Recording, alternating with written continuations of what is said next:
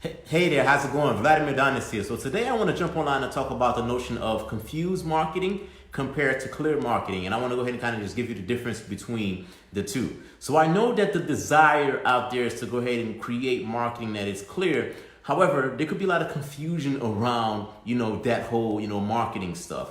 So essentially, there are some things that if you consider those specific things, it will allow you and or your marketing to be a lot more clear. Essentially, I know for me, when I first started, and I've been on this journey for a couple of years now, when I first started, I felt as though, my marketing was very confused, per se. I didn't really know who it is I was talking to. I didn't know the message that resonated. So there was just a lot of confusion. And that wasn't just true for me. That's been true for so many different people that are trying to go into a specific marketplace that's trying to communicate their marketing to their specific target audience. So this is not something that's just true for, for me, it's true for me, it's true for so many different people. And essentially, I know that, there's some things that if that individual consider those specific things, if they ask themselves the right questions, it could make the marketing just that much more and just that much more clear. So essentially, the thing that has allowed me to kind of just gain some clarity around this is that there's a statement that I want to read to you, and I'm going to show you this specific statement a little bit later, and I'll also clarify what that statement means.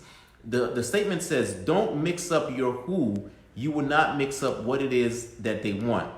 A lot of times what we try and do is we're trying to do what we call catch-all marketing. What I mean by catch-all marketing is that we want to put one message out there and we want that message to resonate with as many people as possible. I'm going to use real estate, for example. So an individual who wants to sell homes, that specific individual may desire to put out a message out there, and he wants that message to resonate to anyone that's looking to buy a home. Well, that violates the law of don't mix up your who. You will not mix up what it is that they want, because marketing is essentially communicating to your prospects what it is that they want. So if you think about someone who is in the market to purchase a home, for example, you have an individual who may be looking for a luxury home. So let's just say you have someone that's looking to buy a home that costs at least $1 million or more.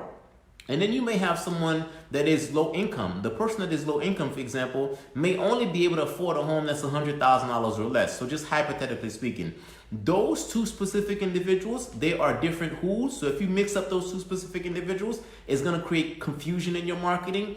And those two specific individuals want something differently. Because they want different things, you have to communicate to them differently. So just for an example, I don't know this to be true, but someone who's low income, I'm just stereotyping, it may not be true, may have credit challenges. So if that person, let's just say the person is low income, they have credit challenges, you're going to communicate to that person in your marketing completely differently than how you would communicate to someone who's looking for a luxury home, $1 million home. Someone who's looking for $1 million home, the things that you say in your marketing for that specific individuals is going to be completely different from what you say to an individual that's low income that's looking for the first time home. So as you can see, when you get your who right, when you know precisely who it is that you want to market to, and you're not trying to market to every single person that can possibly purchase your specific product, then you go from having your marketing be confused to having your marketing be clear, and then being able to kind of just pull in exactly who it is that you're trying to communicate to. So essentially, once again, don't mix up your who. You will not mix up what it is that they want. Get very clear on who it is that you want to serve as it relates to your products or your services. And just to be very clear, and when I say very clear on that, you can go broad, so you can go very broad, or you can go very, very, very, very narrow. The more narrow you go, the better. The more narrow you go, the better, because then your communication is a lot more clear and you can go ahead and get a lot more results, right? And then from a targeting standpoint, let me just add this thing here. From a targeting standpoint, when it's time for me to target those two different avatars, so I talked about the avatar that wants $1 million home and an avatar that's a low income that's looking for a low income home. Those two different individuals, they do different things online. So if I want to target someone who's $1 million homeowner, I have to look at certain activities and certain behaviors compared to the individual that is a low income. That person has different activities, different behaviors. So I'm going to have to target that person differently as well. So here is the statement. I'm going to go ahead and just show you this so that way you can see it. Don't mix up your who. You will not mix up what it is that they want. So if you get clear on this and you have narrow marketing and you focus on who, and you don't try to do catch-all marketing, then your marketing is going to be a lot more clear. If you need help with this type of stuff, currently I have a coaching program that's running for a very, very, very low price. That coaching program is going to allow me to help you get clear on your specific marketing, so that way you know precisely who you're communicating to. It's going to help you get clear on your messaging. It's going to help you get clear on how to attract those specific individuals to your specific products or services.